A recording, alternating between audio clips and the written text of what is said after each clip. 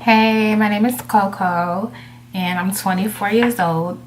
And I just wanted to share a quick little story about the time when my boyfriend got my best friend pregnant. And the reason I want to share this story is because I know there's so many young girls out there who just going through a lot with these little stupid boys these days. And I just want to tell you something, girl. These little boys, they not nothing. Even these grown boys, they not nothing, okay? Focus on your books, focus on your money, focus on what's important. But anyways, let me tell you, girl. When I say this boy played me, he played me. And I was not expecting it because, you know, I'm gullible. But long story short, it was 11th grade and I had this long distance boyfriend named T, because I'm not going to say his real name. So his name was T. And T to me was fine. Like at the time, to me he was fine. I don't know. I just really love dark skinned boys. I don't know why. Dark skin, you could be ugly and you dark skin, I don't care. You're fine to me. So there was this boy named T. And we went to school before together, but then he moved out of state. And like, that's when we started talking, when he moved out of state. That should have been hint number one. Because if he really liked me, he would have talked to me when he was at my school. But he waited till he left state and want to hit me up on MySpace and let me know that he liked me, but whatever. Anyways, fast forward. I had this best friend. Well, back then I was so gullible, I thought everybody was my friend. So there was this girl who I used to kick it with named Kiki, I guess. And Kiki and I were like talking about going to college together. We were in this great program called Girls in Action together. And that program was like getting us ready for college and stuff and like preparing us for the world. So I'm here thinking me and Kiki are gonna go to college together down south and we're gonna like have fun, like turn it up, you know how you always find that one friend in college, in high school, and you think that you're gonna be together forever.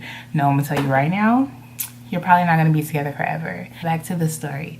So long story short, me and Kiki were best of friends, okay? I thought she was my ride or die because when I'm friends with you, I'm ride or die for you. Unless you get on my nerves or something, but for the most part, I'm pretty much ride or die for you. So this girl, I start, telling her, me and T, we've been talking a lot. Like we talk on the phone every night and I'm really starting to like him and I think we go out. And she's like, T? Oh, I used to like T. I'm like, okay. I don't care. And so she was like, yeah, me and T used to flirt. But I didn't think nothing of it because Kiki was low-key like a little thotty. And I don't know why I was even friends with her. I'm just nice. I'm friends with anybody. That's the thing that I hate about myself. I can be cool with just about anybody. And maybe that's the therapist in me. Who knows? But anyways, back to the story. So Kiki was like, yeah, me and him, we kind of used to talk or whatever. That's bae. And I was like, oh, okay. Didn't think nothing of it, though, because everybody was bae to Kiki. So some weeks go on, months go on, whatever. Me and T talk every single day. We text all day. We call each other all day. Like, back in the day, we had them flip phones. I had a pink flip phone, and the battery used to die literally every, 40 minutes. So I used to stay on the wall with the phone on the charger, texting him all day on the wall, me and my little long nails back then too. Man, all of that over this stupid boy. I literally thought that me and him were gonna be together forever. No. Okay, so anyways, Thanksgiving came and T decides he's gonna come to Minnesota to see his family. So we're just planning how we're gonna hang out or whatever, and we're gonna do all this fun stuff. Now mind you, I was a pretty much a good girl, but sometimes I like to be stupid, like every teenage girl does.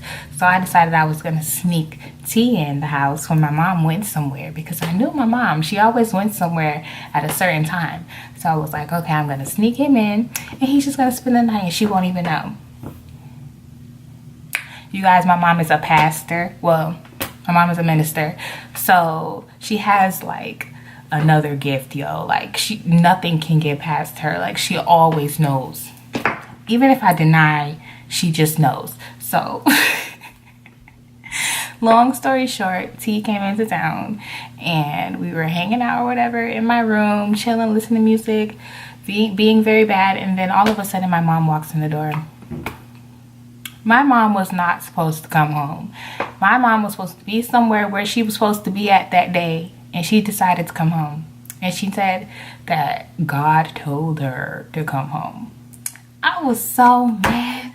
I was like, why can't I do anything? My mom was very strict, so I didn't get to really do much. So I was always like trying to test the waters. But yeah, so I ended up getting put on punishment. And because I got on punishment, I couldn't talk to T. So I guess T was bored. And so T and Kiki, somehow within two days of me not talking to him, and he knew that I got in trouble. And I even asked him to come back and talk to my mom because my mom wanted to talk to him. And he was like, you know, like he was kind of like blowing me off a little bit. And I was like, oh, okay. Really? Like, you wasn't just all up on my phone for the last 6-7 months, like blowing me up. But while I'm on punishment, instead of him trying to stick up for me or be there for me, he decides to go to some house party or whatever. Mind you, we're in like 11th grade, so I don't know why these people's parents are just letting them all over the place. I'm gonna tell you right now, my kids ain't going nowhere. All you going is prom, that's it. Ain't none of that, nope. My kids ain't going, I don't care. Be mad, boop, nope. Anyways, so they had a house party or something, and somebody had a house party, and somehow Kiki, my bestie, and T, my man, ended up having, yes. And I didn't find out because, of course, I'm on punishment. I'm home crying, upset, like T is finally in town. My bae is in town, and I can't even see him because my mom want to be, you know, a parent and put me on punishment. Yo, so we get back to school, and I meet with Kiki in the bathroom, and I'm like, Kiki, me and hanging out, and my mom caught us, and like, I haven't really talked to him since. And she was like, oh, okay, well, you know, you should never do that. Like, you know, that's not good. You should never, like, you know, tell a boy that you love him and be all acting like you're his girlfriend and stuff. That's not good. Like, don't be acting like his girlfriend. And I was like confused because I'm like, she knew. Me and her were close, so she knew that me and him talked literally every single day. Like, school would be out and we'd be on the phone. Like, we were constantly on the phone with each other. We were like me and him were like this, best friends and lovers. Well, not lovers, but you know what I mean. So I was confused, like, why is she saying this? Come to find out, she and him messed around and she thought she was pregnant, which I knew what. Now thinking, I know it wasn't T's baby, because how do you know you're pregnant like literally a week after you have intercourse and you think you're pregnant? Like, that's very rare. So that wasn't his baby. But anyways, a couple of days, maybe the next day or later that day, I don't really remember, somehow we go back into that same bathroom and she pulls me to the side and she's like, yo, Nicole, I gotta tell you something. And I'm like, what is it? Like, I'm so caring. That's why I do what I do. I'm so caring. I love everybody. So I'm like, what is it? All up in her face. And she's like, yo, you're gonna be a godmom and a stepmom at the same time. No, she's like, you're gonna be an auntie and a stepmom at the same time. And I'm like, what? Like, what are you talking about? And she's like, oh, yeah, me and T, we messed around and I'm pregnant. She says, I think I might be pregnant. I'm like, what? Are you serious? Like, are you serious? Like, how did this happen? Like, what? Like, my mind was everywhere. I was so, like, hurt. Like, my heart was, like, literally about to fall out of my chest. But then I didn't want to cry in front of her because I was, like, already, like, a little insecure because I was a chubby girl. And she was like tall and skinny and like she was pretty to me, you know? So I didn't want her to like think she got the best of me or whatever because she stole my man. So I was just trying to like keep it together, you know, like, you know, slight panic attack. And so she like gives me a hug or whatever, goes her way, and I go into the stall and I just bust out crying. Like, I remember that day. That was the time I cried for real for the first time, I think. No, that's the second time. I'm gonna tell you about the first time another time.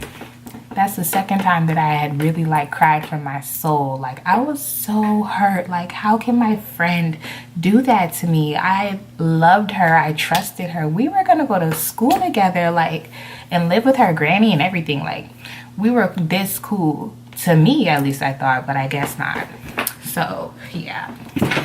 So, long story short, we had a little mediation or whatever, like, because I was heated after that. Like, when I left the bathroom that day, I was done with her. I wanted to push her down the stairs. Like, I had all kind of thoughts, like, she better be glad she's pregnant. Like, I would push her down these stairs. Like, if any of y'all who went to Roosevelt, you know, all them stairs, I wanted to push I wanted to push her down them stairs, yo. I wanted to push her head first. But the Christian in me was like, you gotta forgive her. You gotta forgive her. So I just like kept on just trying to be nice to her. Typical me, always forgiving, always understanding. Why? I don't know. So I'm like trying to get over it and like talk to her, like, you know, so what are you gonna do about your baby? Because I'm still her friend. You know, like, I'm so mad at her, but I'm her friend. Like, it's weird. Like, some class periods, you know how you have class periods. Some class periods, I would talk to her and be like, you know, trying to like be understanding. And then the others, I'd be like ready to fight her. Like, it was weird.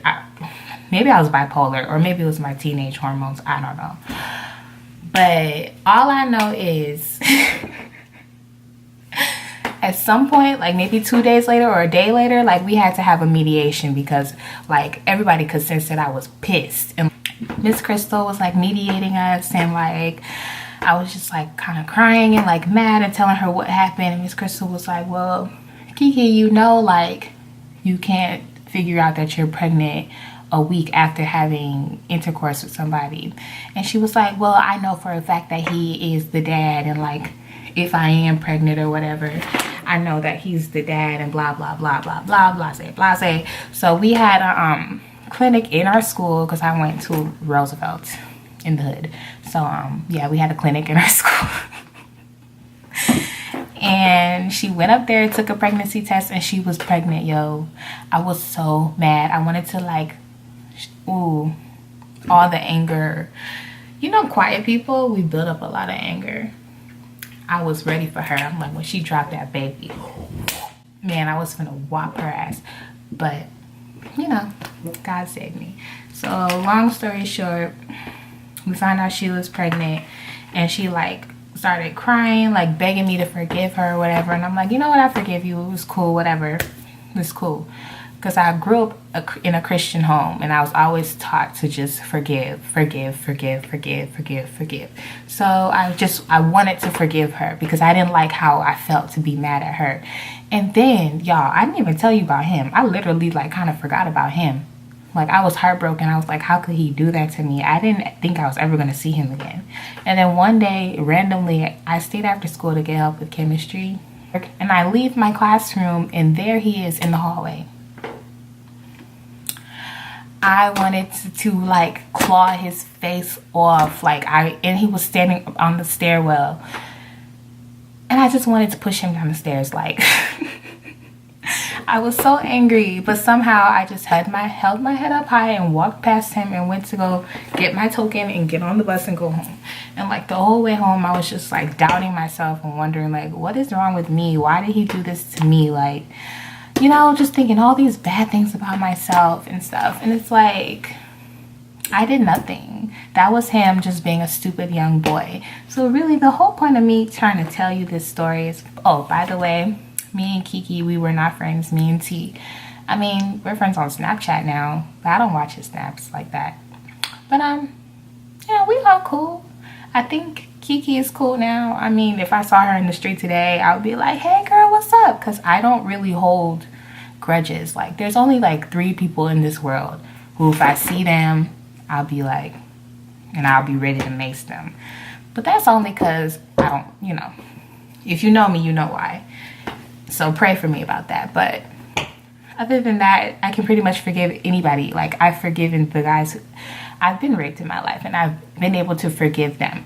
So who are you that I can't forgive you, you know? So if I see any of them in the streets, it's cool, it's whatever, that's old, we were young. But I just wanted to share this story because I know that some young girl out there may be experiencing something like this, or may be friends with somebody who, like, you never know. Anything I could have said in this story could help somebody. But the main thing I want you to take from it is, don't worry about these boys. These boys do not care. These boys do not want anything from you but what you have. And that's all you have. Literally. You don't have nothing else to give him. But that, in his mind. But you need to be a woman and stand up and realize who you really are and your worth. And realize that you're not going to give nothing to that little dirt bag, because he don't even have enough money to buy you nothing. Can't even get you no bus fare. Okay? Yet alone, please, okay? Don't get me started. But the point of that story was, be mindful of fake friends. I have been a fake friend at one point in my life, and I've had many fake friends in my life. So I'm gonna tell you, from both sides of the spectrum, watch out for fake friends. Watch out for people that are using you. Watch out for people that are only in your life to get something from you. If you're not getting anything from somebody, but you're giving something to them, you should question that relationship. Because if a person really loves you, they can't take from you. So obviously, Kiki did not love me the way that I loved her. Because she took what was mine, yo. That was my heartbeat. Like, I thought I was gonna marry him. I was so stupid. But yeah, obviously she didn't love me the way I loved her. She wasn't a good friend, and he was not a good boyfriend. And the both of them, they had their little laugh. Turns out the baby probably was not even his anyways. Not my problem, because we all know Kiki was doing some stuff. But yeah, stay away from boys. Do your homework. So you have to be smart out here as a girl, as a woman. You have to be smart. You have to play the game in your own special way. Like, you always have to have a backup plan. You always have to have something else to do. You always have to have your mind focused on something bigger than these problems and these minor distractions, because that's really what it is a distraction. Like, you have to realize your purpose and what are you here for. What are you, why are you friends with this person? Why are you in a relationship with this person? Why are you doing the things you're doing? You have to think about those things and question yourself and question people. It's okay to not be friends with somebody, It's okay to, like, cut people off. People do it all the time. You should try it. Anyways, be good.